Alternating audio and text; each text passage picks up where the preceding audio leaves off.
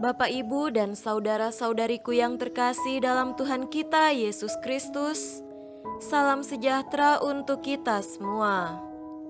Berkat Allah yang Maha Kuasa senantiasa menyertai kita. Hari Senin tanggal 18 Oktober tahun 2021 adalah Pesta Santo Lukas, pengarang Injil. Lukas merupakan salah seorang yang bertobat karena usaha orang-orang Kristen pertama di Antiokhia. Ia adalah seorang tabib terkemuka di kota itu. Setelah bertobat, ia menemani Paulus dalam perjalanan ke Makedonia dan ikut juga ke Yerusalem dan Roma. Di Yerusalem, Paulus ditangkap lalu ditahan dalam penjara selama 2 tahun. Waktu itu Lukas mungkin mulai mengumpulkan bahan yang dipergunakannya untuk menulis Injil dan bagian pertama kisah para rasul. Dari bahasa penulisan kitabnya, dapat diketahui bahwa Lukas adalah seorang yang terdidik dan mendapat banyak pengaruh dari ajaran-ajaran Paulus. Sebagaimana Paulus, Lukas dalam pewartaannya amat menekankan keselamatan Allah yang diperuntukkan bagi semua bangsa. Ia menaruh perhatian kepada orang-orang miskin dan selalu menunjukkan Allah yang berbelas kasih dan mengampuni dalam setiap tulisannya. Di samping Injil, Lukas juga menulis kisah para rasul yang menggambarkan perkembangan gereja dari saat Kristus naik ke surga sampai saat Paulus tiba di Roma. Menurut Lukas, kabar gembira ditujukan kepada semua orang, khususnya kepada orang-orang lemah dan hina dina, kaum miskin serta para pendosa. Sebagai pengarang Injil, ia diberi lambang lembu yang dikenal sebagai binatang persembahan karena Yesus dalam Injilnya digambarkan sebagai kurban silih atas dosa-dosa seluruh dunia. Lukas meninggal dunia pada usia 84 tahun sebagai martir.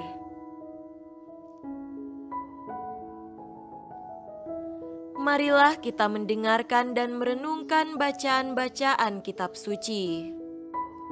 Bacaan pertama dari surat kedua Rasul Paulus kepada Timotius, pasal 4 ayat 10 sampai 17a.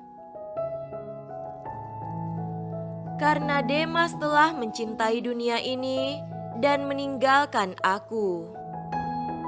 Ia telah berangkat ke Tesalonika. Kreskes telah pergi ke Galatia dan Titus ke Dalmatia. Hanya Lukas yang tinggal dengan aku. Jemputlah Markus dan bawalah ia kemari karena pelayanannya penting bagiku. Tikhikus telah kukirim ke Efesus. Jika engkau kemari, bawa juga jubah yang kutinggalkan di Troas, di rumah Karpus, dan juga kitab-kitabku, terutama perkamen itu. Alexander, tukang tembaga itu, telah banyak berbuat kejahatan terhadap aku. Tuhan akan membalasnya menurut perbuatannya. Hendaklah engkau juga waspada terhadap dia, karena dia sangat menentang ajaran kita.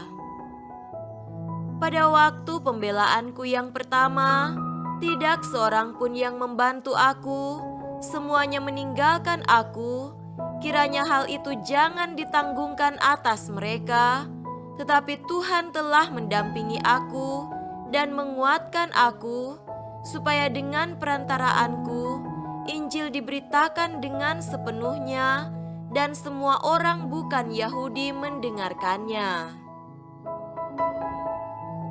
Demikianlah sabda Tuhan. Syukur kepada Allah.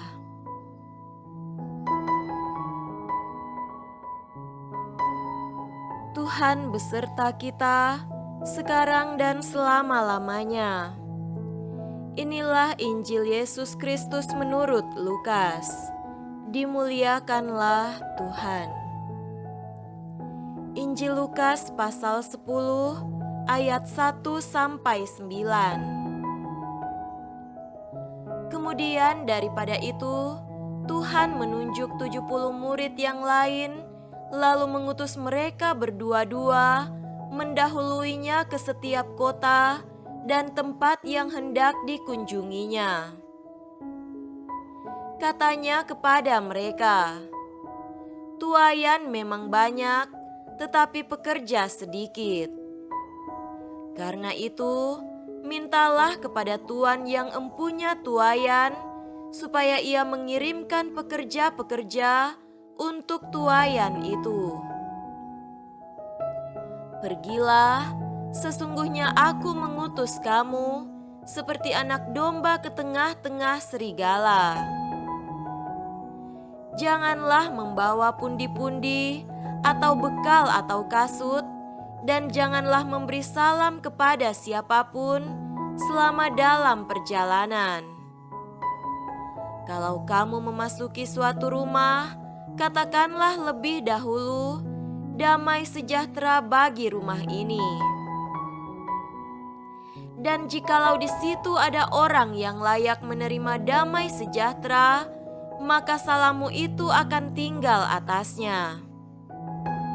Tetapi jika tidak, salammu itu kembali kepadamu. Tinggallah dalam rumah itu, makan dan minumlah apa yang diberikan orang kepadamu, sebab seorang pekerja patut mendapat upahnya. Janganlah berpindah-pindah rumah. Dan jikalau kamu masuk ke dalam sebuah kota dan kamu diterima di situ, makanlah apa yang dihidangkan kepadamu dan sembuhkanlah orang-orang sakit yang ada di situ, dan katakanlah kepada mereka, 'Kerajaan Allah sudah dekat padamu.'" Demikianlah Injil Tuhan. Terpujilah Kristus.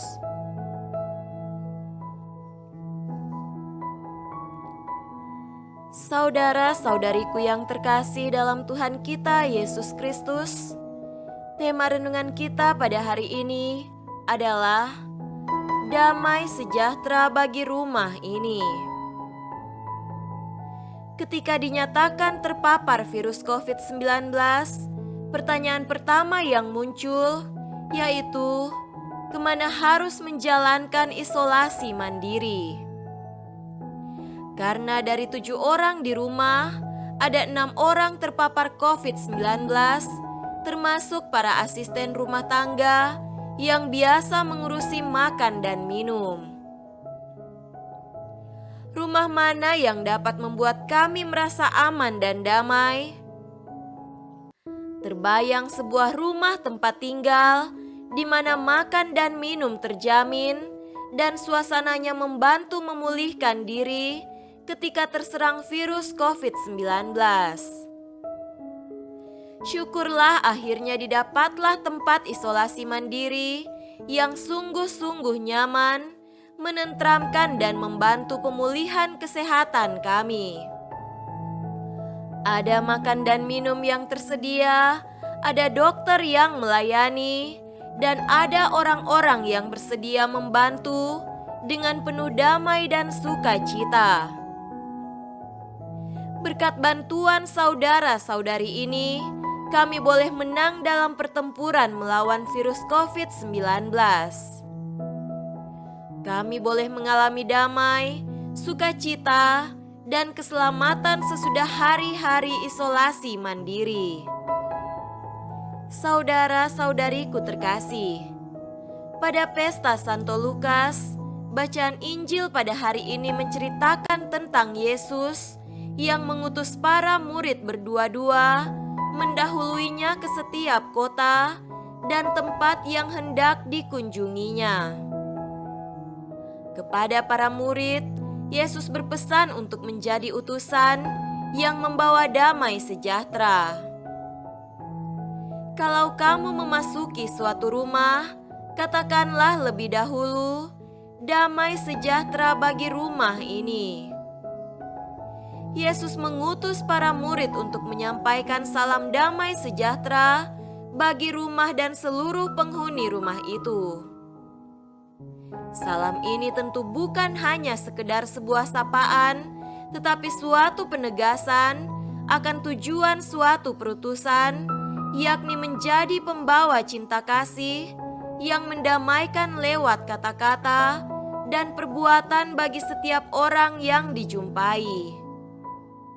Keselamatan dialami dalam rasa aman dan damai sejahtera dalam sebuah rumah. Inilah pengalaman yang kami alami ketika menjalankan isolasi mandiri ketika terserang virus COVID-19. Kami sungguh mengalami sapaan para murid, yakni damai sejahtera bagi rumah ini, karena mereka yang melayani di tempat isolasi sungguh menjalankan perutusan Yesus. Melayani dengan penuh semangat kasih yang menyembuhkan.